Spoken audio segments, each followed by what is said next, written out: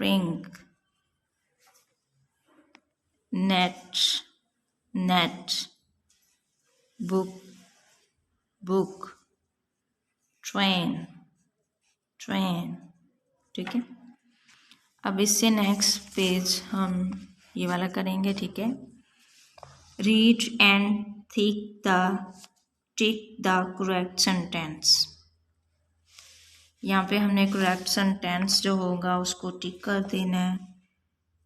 यहाँ पे है जी, the lion is in the cave, the fox, ये फॉक्स है ना, the fox in the cave, तो यहाँ पे इसको हम टिक कर देंगे। ठीक है, the man has a box, the man has open a box, has a box, open नहीं वो बॉक्स को कर रहा, वो बॉक्स उठा रहा है।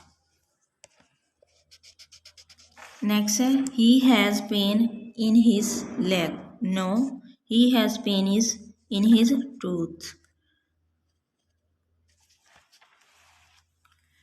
The cat has a small fish, the cat has a small fish, इसको टिक करेंगे।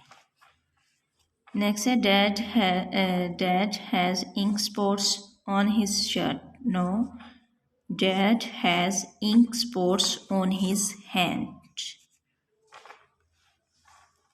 He likes to sit on the chair, he likes to sit on the stool chair, इसको हम टिक करेंगे। ठीक है, यहाँ पे आप लोगों ने इस तरह इसको टिक करना। थैंक यू सो मच, अल्लाह हाफिज़।